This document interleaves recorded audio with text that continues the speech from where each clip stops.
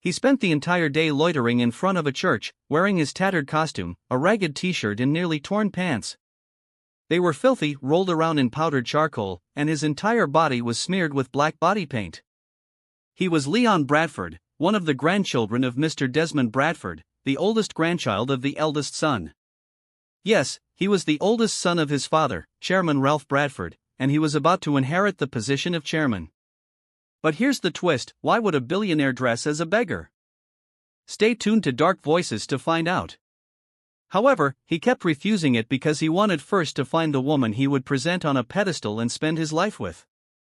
While he was already inside his room, he began removing the prosthetic mask and the costume he wore to pretend to be a beggar. His right-hand man, Ben, just stood there watching him, grimacing as he looked on. "Boss, why do you have to do something that hard on yourself?" Ben asked in confusion. "How many times do I have to tell you that I want to meet a woman who will love me looking like this?" Leon answered his right-hand man. "Oh, boss, why don't you just go to those events your grandmother keeps organizing? The blind dates? That's better. At least the woman you pick will come from a wealthy and well-known family," Ben suggested. "No, I already know their type. Most of them act like they come from wealthy and prominent families, but it turns out they just want to use me to increase their investors. And then there are those who only ask for money, nice and shy at first, but all they want is my fortune," he explained to Ben.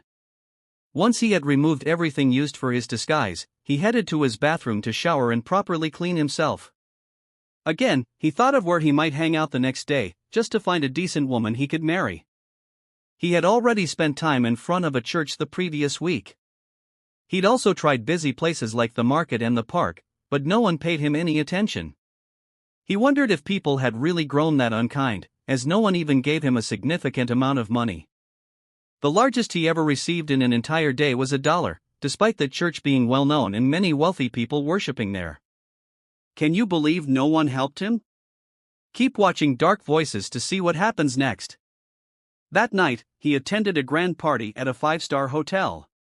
As he waited through the lobby, he couldn't help but notice a wealthy woman, dressed elegantly but with a horrible attitude, berating one of the staff members of that luxurious hotel. By the looks of it, the staff member being yelled at was not of low rank. Leon casually approached, pretending to stand near the reception desk, picking up one of the brochures they give out to hotel guests, just to hear the conversation. He knew it might seem inappropriate for someone of his standing, but he thought it was far more inappropriate what that rich woman was doing. "So what now? Can you pay for my gown?" "It costs more than your life," the wealthy woman shouted. But Leon was shocked by the response of the staff member, who had been bowing, seemingly accepting all the insults and curses. "What did you say, madam?" "Your gown costs more than my life," the woman's brows were raised, pointing at the wealthy lady. "I'm sorry, but I'm not allowing this anymore.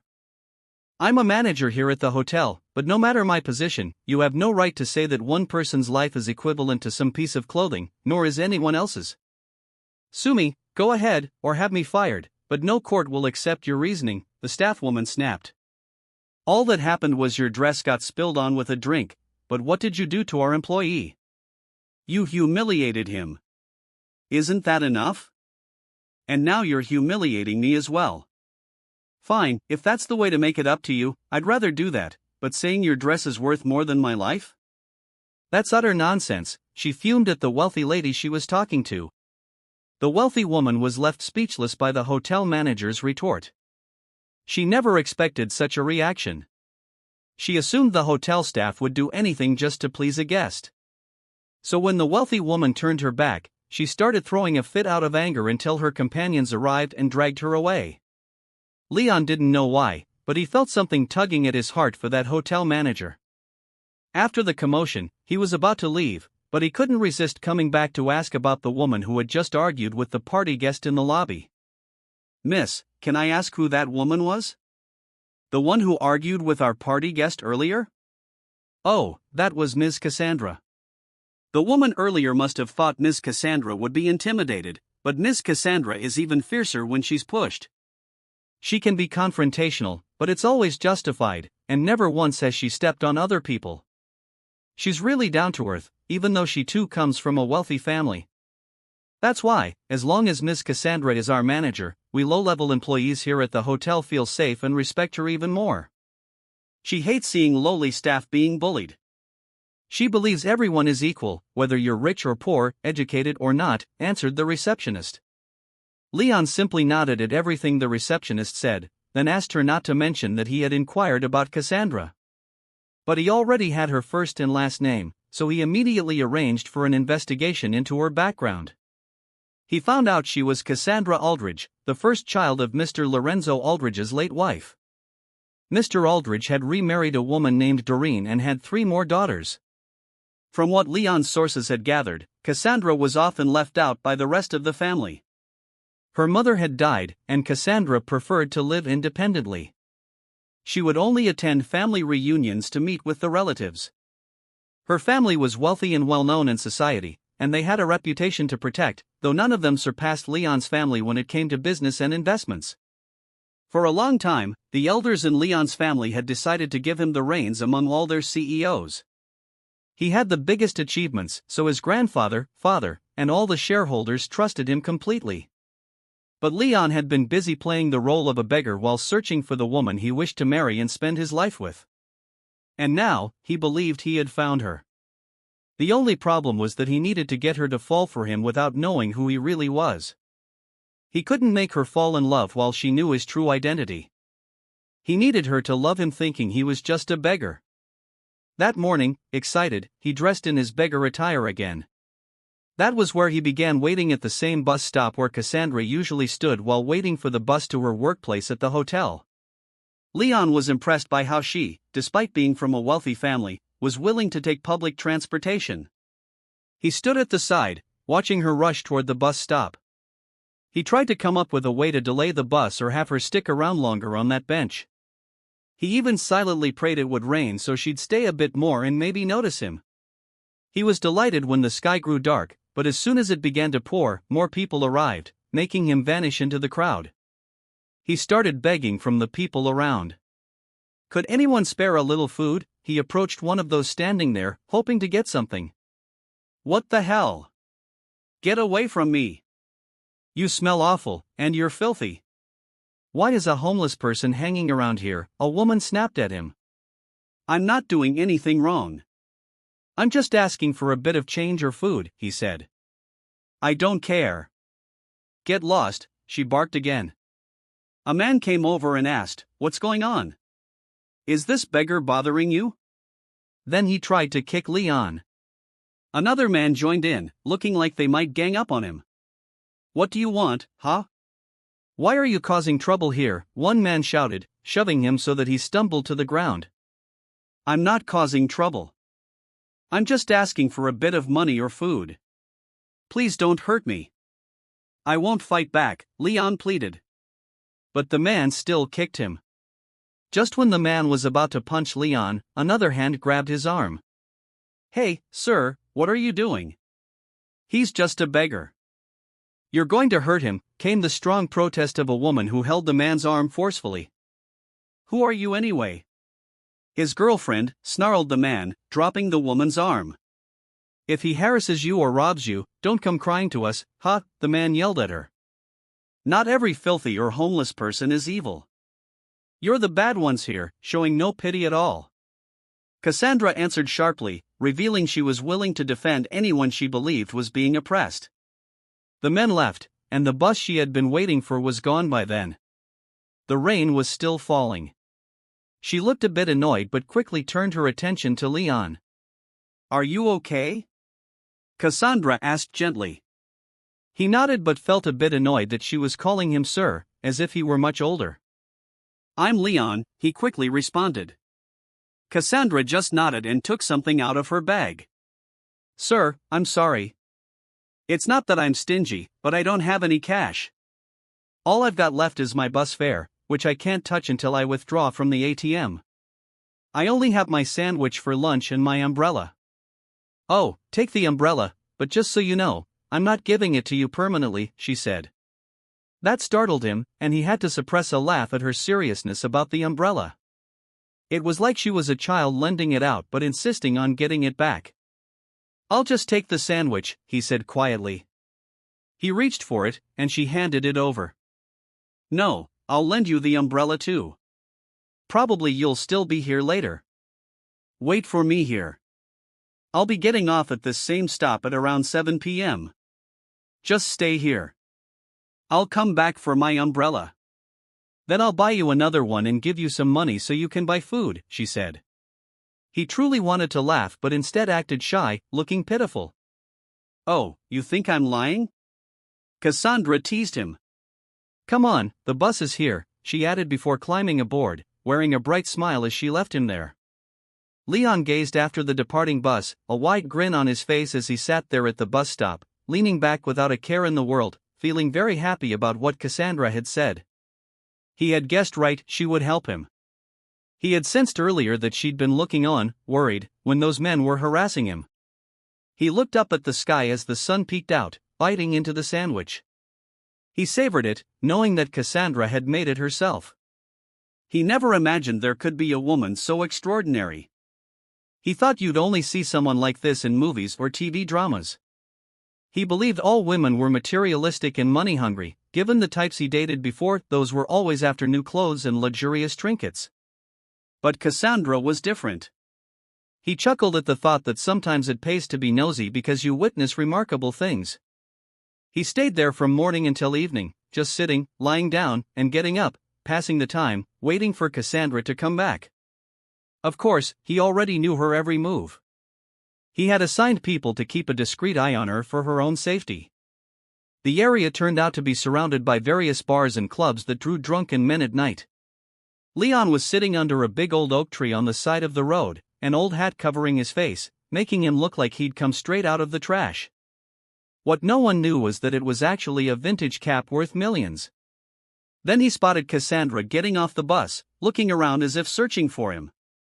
He smirked, feeling excited that she was actually keeping her promise. But just then, two drunken men walked up to her. Hey, miss, come with us. We're kind of lost and need help. They looked well dressed, but Cassandra sensed danger and backed away, trying to run. Hey, why are you running away? Go after her, one of them yelled, pointing at Cassandra. They caught up to her and grabbed her shoulder bag. What's your problem? I don't have any money to give you. You're terrible. You waste your money on alcohol, then demand more from others. You probably do this all the time. Cassandra shouted, struggling to free herself. Oh yeah, we've got friends inside, but we're broke now, so help us out, one of the men said, trying to hold on to her. Cassandra shoved him, but two more men joined in. Sensing they were about to really hurt her, Leon decided not to hesitate. However, he also figured it would benefit him if they saw he was getting beat up protecting her. Cassandra managed to punch one man, but another one hit her back, and then they started ganging up on Leon too. You jerks! You're worse than animals! Cassandra screamed, feeling sorry for Leon as they ganged up on him. Moments later, they heard police sirens. Within seconds, a squad car pulled up, and the men scattered. They ran off as the police arrived. Are you both okay? Asked one of the officers. No, sir, we need to get this man treated. Please help me take him to the hospital, Cassandra pleaded with the police. The officers hesitated at first, seeing Leon was just a homeless man, but then they agreed. All right, let's get him in, one officer said, and they both got into the car. Cassandra supported Leon the whole time, and after his wounds were treated and the doctor prescribed some medications, they left the hospital. Cassandra bought all the prescribed medicines and walked with him on foot since her apartment building wasn't far. Leon felt embarrassed, scratching the back of his head when his stomach growled. He had forgotten to eat while waiting for Cassandra. That single sandwich was all he'd had the entire day. I'm sorry, because of me, you got hurt. Your life is already so hard, and now you got into trouble just trying to help me, Cassandra said softly. Huh? No, I'm good. Don't worry about me, Leon replied. That day, he didn't wear much prosthetic on his face, only some charcoal dust to make him look dirty. He'd also blackened his teeth to appear broken and stained. He was about to leave when he remembered the umbrella Cassandra had lent him. He returned it to her as she stood by the stairwell leading to her fifth-floor apartment. "Oh, right, your umbrella, here," he said, pretending to stammer. "Oh, you remembered my umbrella." "Yes, that's the only thing I have left from my mom," Cassandra said, smiling at him. He turned to go, but she stopped him. "Mister," she called out. Leon felt happy she no longer addressed him as sir. He looked back at her silently. She approached him and grabbed his wrist, tugging him along. He let her pull him, and she broke into a run, so he had to run too, up the flights of stairs. "Don't you have an elevator here?" he asked, panting. He never imagined her unit was on the 5th floor. He wasn't used to climbing stairs. His own house had 5 floors, but it had both a private elevator and an escalator, so he'd never run out of breath like this in his life. "Come on, let's go inside my place." "Sorry if it's a mess." "I haven't tidied up," Cassandra said apologetically, as though he were some honored guest. "Why are you apologizing? I'm just a beggar. You're letting me stay here. Regardless of how it looks, would I even complain?" "I don't have a home," he said, stopping himself from adding more. Cassandra turned to him, her expression serious. "You keep saying just a beggar." "That just part is belittling," she told him, then turned away, heading to the fridge and pulling out a pitcher. She poured water into 2 glasses, handing him one as she sipped from the other. He stared, swallowing hard when his eyes drifted downward. He quickly looked away, not wanting to seem disrespectful. He didn't want to take advantage of her kindness and innocence. She hadn't even hesitated or worried that he might harm her. Her sudden question caught him off guard. "Huh," he mumbled. "Why aren't you drinking your water? Aren't you tired from climbing those stairs?" "I know you're not used to it," Cassandra said, sounding sure of herself. "Not really," he replied, finally taking a long drink of water. "But I wonder, why do malls or other establishments bar beggars from entering, confining them to the doors like that?" "It's sad," Cassandra sighed. He glanced at her and decided to ask, "Is it only sad, or is it also disgusting for some people?" Because, honestly, more people are disgusted by beggars than they pity them. And if so many pitied us, why do so few actually give anything? "Yeah, you're right. It's not just disgust, it's also judgment. They think if you're homeless, you must be some criminal. But I see it the other way around. Usually, the people who look nice and well-dressed can have the worst intentions, and they're the ones who are never satisfied," Cassandra answered sadly, then drank from her glass. Leon realized that the woman in front of him acknowledged the realities of life. Even though she came from wealth, she chose not to indulge in the material things she could have. She worked on her own, making sure she never stepped on anyone. This only deepened Leon's admiration for her. "Go take a shower or change. The bathroom's over there," she said, pointing to it and handing him a towel. No, that's okay. I'll just head out. Someone might see me here. You know how people are. They'll gossip, and then they'll judge you." "I don't want that to happen," Leon said hesitantly.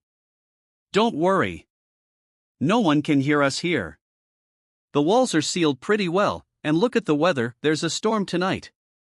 You can stay here. It's fine by me." "I'm pretty sure you're not planning anything bad," Cassandra insisted, sounding very trusting. Leon took almost an hour in the shower, taking full advantage because, truth be told, he was miserable being covered in dirt all the time. It was really hard pretending to be a beggar, embracing literal filth. When he finished, his stomach growled. He came out and saw Cassandra preparing a simple meal on the small table. "Come on, let's eat." "I'm sorry, this is all I managed to cook. My fridge is almost empty. I was going to buy groceries earlier, but then that chaos happened," Cassandra explained. "It's fine.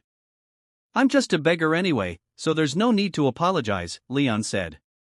But Cassandra slammed her fork on the table in annoyance, making him look at her.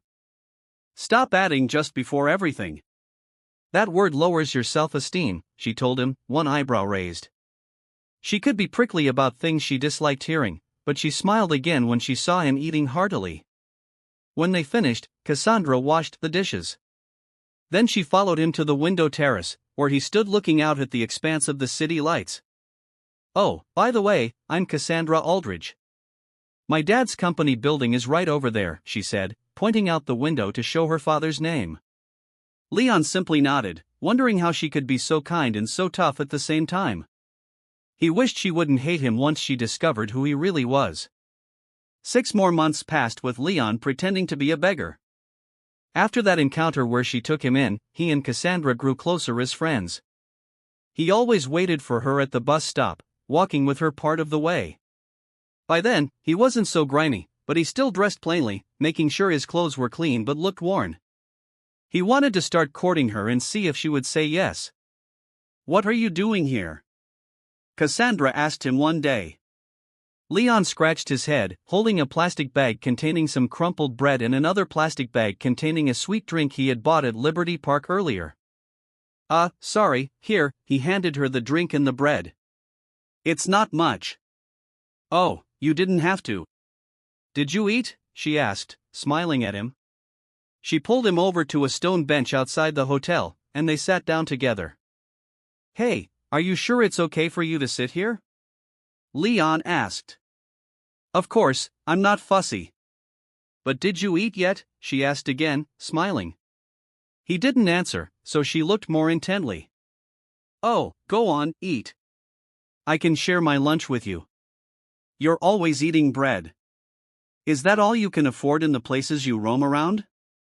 Cassandra asked innocently. He answered with a teasing question. "Why, are you going to stop me from begging?" "Don't be silly." "Why would I do that?" Cassandra laughed. She was fun to be around and unpretentious, which allowed their friendship to flourish despite Leon being, in her eyes, just a beggar. He would often wait for her outside the hotel, greeting her when she arrived and walking her partway home. He knew many were puzzled by why Cassandra spent time with him, but something that upset him was how her co-workers treated her at times. "Ma'am Cassandra, why are you befriending a beggar?" one of the employees asked, not realizing that others around were secretly laughing at Leon. "Why not?" "He's nice," Cassandra answered, smiling at Leon before turning back to them. The employee and others quickly tried to hide their smirks, and when Cassandra looked back at Leon, they went back to fake neutrality. Moments later, one of the hotel security guards approached Leon and told him off. "Hey, you, get out of here. Beggars aren't allowed inside," the guard growled. "I'm just waiting for someone."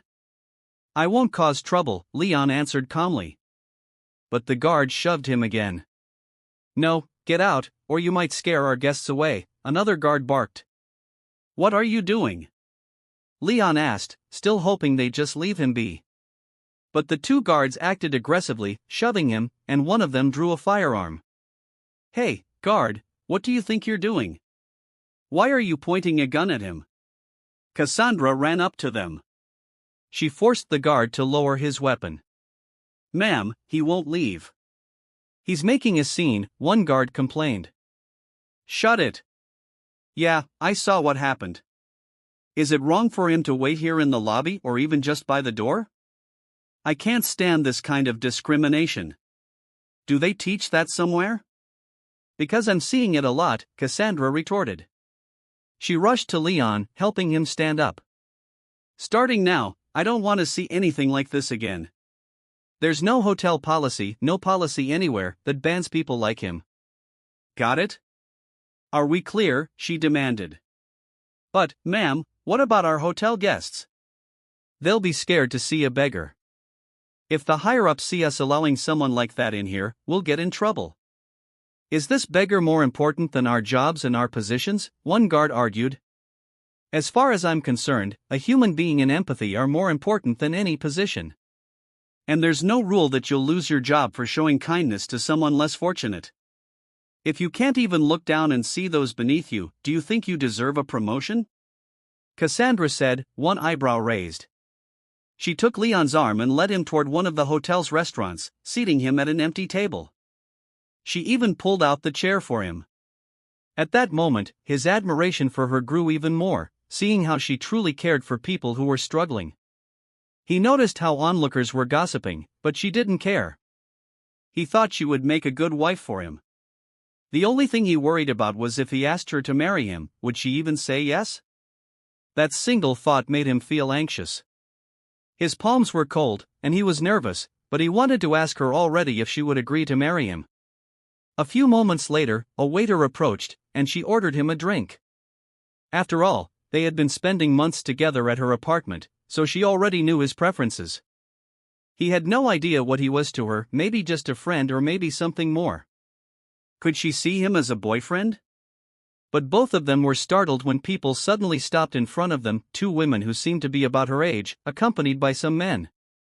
One of the women clung to a man's arm. Well, here you are, sis, said one of them, throwing him a look from head to toe, then turning back to the woman they called sis. Oh, why are you here? Didn't I say I didn't have time for that so-called dinner? Cassandra Aldridge asked the people standing in front of them.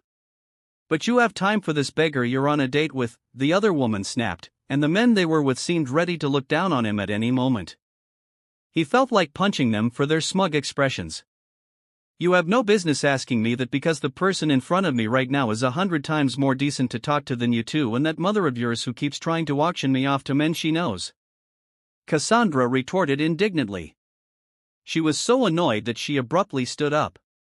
Let's go, Leon. Let's leave.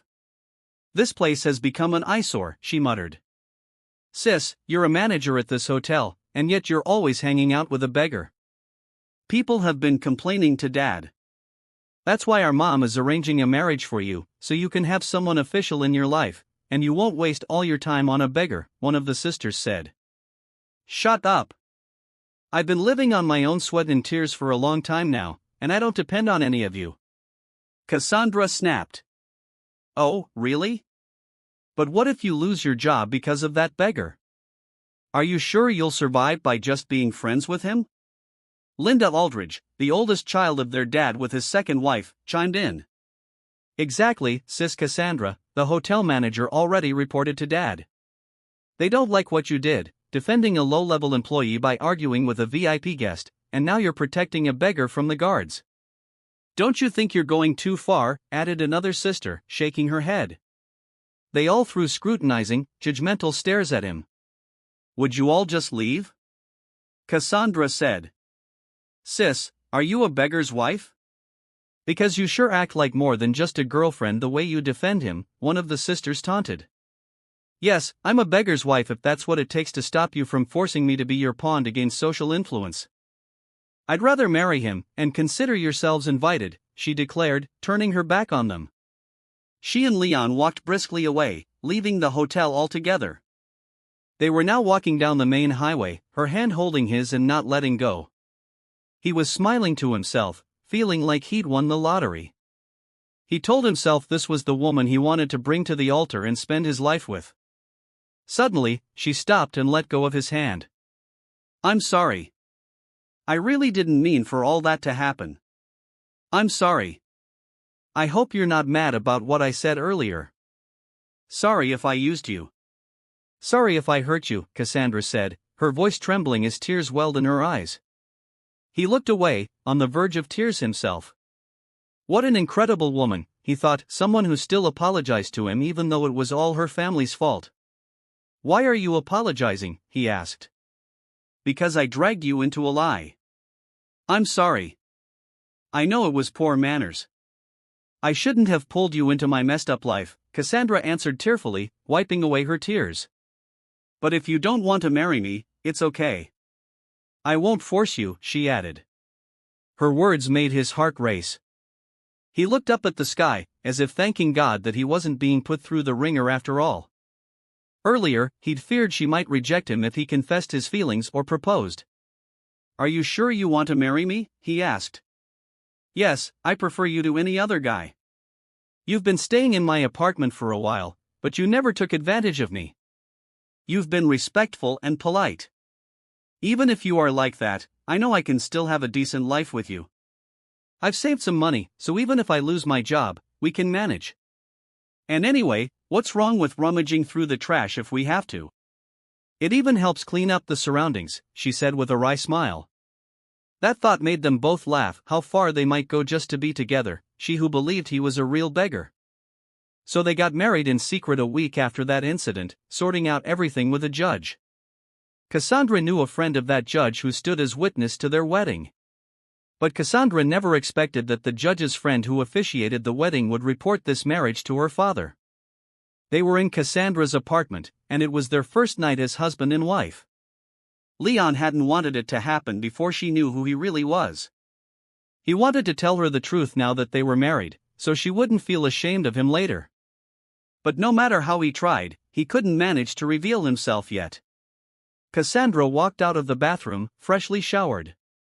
He had bathed first, so he didn't realize she would wear something he found impossible to resist. She usually dressed simply, so he was astonished to see her in a seductive nightgown. "Why are you wearing that?" Leon asked, his eyes wide at the sight of his now official wife. "Huh?" Cassandra's jaw dropped, and one eyebrow shot up. "What do you want me to wear?" "Pajamas or the duster Mrs. Mary sells downstairs?" she asked, her brow furrowing in displeasure. "Are you mad?" he asked nervously, like he couldn't believe she would do something like this. He assumed she wouldn't pay special attention to their first night. "You're so annoying. You're ruining the moment. Don't you know how many times I imagined wearing something like this because I want our first night to be memorable? We're not like some couples who can afford to honeymoon overseas, so I want us to be happy tonight, and here you are acting shocked by what I'm wearing." Cassandra grumbled, turning her back on him. He swallowed hard several times, letting his gaze linger on her figure, even though she was turned away from him. He still couldn't believe she loved him, a supposed beggar, a man she herself cleaned up and dressed. Not once did she make him feel inferior. Overcome by emotion, tears slipped down his cheeks. He hugged her from behind, and she felt his tears falling on her shoulder. She turned to face him. "What's wrong?" she asked softly, cupping his cheeks with both hands and tilting his face toward her, seeing the tears in his eyes. He was about to speak when she added, "I'm sorry for raising my voice." "Okay, fine, I'll change into another outfit if you don't like me being aggressive. Tomorrow night, I'll tone it down, but for now, this is all I've got," she pouted, turning away dramatically. Leon burst out laughing, his tears of joy replaced by a boisterous laugh. He seized her lips in a kiss, and they shared a night of sweetness and happiness. He felt like the luckiest beggar in the world because this amazing woman with her good heart truly loved him. She never once judged him by his social status. So he vowed to himself that he would put her on a pedestal. "You know, love, you're better than all those women who act superior," he said. "I'm so lucky you married me." Cassandra just smiled. "I'm the happiest beggar's wife there is," she replied, hugging him tighter. "Are you sure you don't regret marrying someone as poor as me?" he asked. "No, not even a little bit. No matter what you look like or where you come from, we love each other with respect. Maybe some people would call this crazy if you were a bad person, but I've proven over and over that you're good and trustworthy," Cassandra answered. He felt a rush of fear, wondering what would happen if she found out who he really was, a wealthy man pretending to be poor. The next morning, their apartment doors suddenly burst open while they were still asleep, wrapped in each other's arms. They both jumped up when people barged inside. "Who are you?" Cassandra shouted. "Who are you?" Leon echoed. They clung to each other. "And you, who are you, you lowly man, that you're hugging my daughter like that?" roared Cassandra's father, Mr. Lawrence Aldridge. "Dad, why are you here?" Cassandra asked. "To take you away from this beggar." "You had the nerve to marry my daughter just like that?" "Dad, we're already married, and we've been together as husband and wife," Cassandra declared. "Enough!" Mr. Aldridge bellowed, gesturing to his men. They rushed forward and aimed guns at Leon. "No! I'll just go with you. Don't hurt my husband," Cassandra pleaded. Mr. Aldridge roughly dragged her away without letting Leon speak. "Cassandra, wait for me. I'll come for you," Leon yelled, running after the vehicle. He immediately called his own people and ordered them to follow Mr. Aldridge's car. Unknown to Cassandra, Leon had some of his men stationed nearby. Cassandra's father took her to his mansion. She cried the whole time, not wanting to be separated from Leon, her husband. She begged her father not to kill or harm Leon. "Dad, please don't hurt Leon. He can't fight you. He's just a simple man." "Don't do this," she sobbed to Mr. Aldridge and everyone there. Her stepmom, Doreen Aldridge, was present, as were her half-sisters and their boyfriends. "You have to marry Julian Bradford," her father declared. "Bradford," she repeated. She remembered that Leon's last name was also Bradford. She flatly refused. "I don't want to, Dad. My husband's last name is Bradford. I refuse to marry anyone else." But a harsh slap landed on her cheek, courtesy of her stepmom. Cassandra was shocked. She didn't even care about the sting of that slap. "Why did you marry a beggar?" Doreen spat at her. "So what if he's poor or whatever else? He's a good man, unlike all of you who just want me to marry someone rich so you can make money." "So yes, sis, I'd rather be a beggar's wife," Cassandra retorted through gritted teeth. "That's gross," one of her half-sisters sneered. "Why would you choose that over a wealthy man? He's a better person than that guy sitting next to you, who I always see with different dates at my hotel." Cassandra shot back at her sister. "Dad, Mom, tell her to stop talking," the sister whined. "A beggar's wife, you."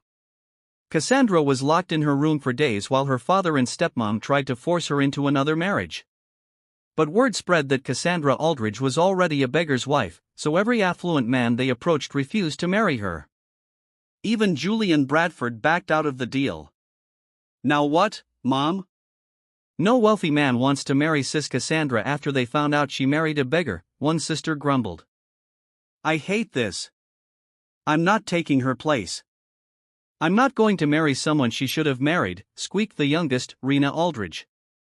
"Be quiet, all of you. My headache's getting worse."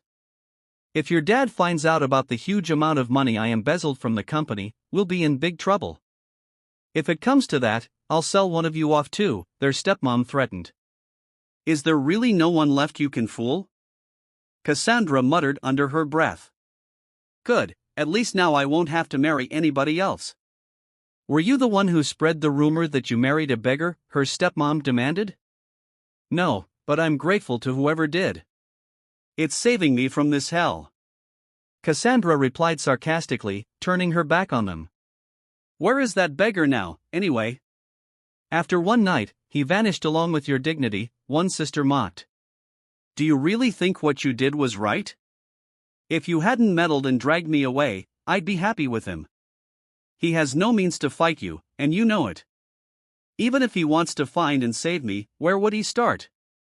Cassandra cried. "You're all terrible." She ran off, sobbing. The next day, she learned she was scheduled to marry someone else the following day. She had no clue which fool agreed to this, knowing full well she'd already married a beggar.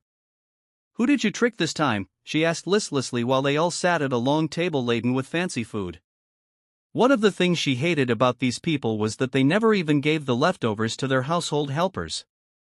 Her stepmom treated the staff worse than animals, so unlike Cassandra's own mother back then.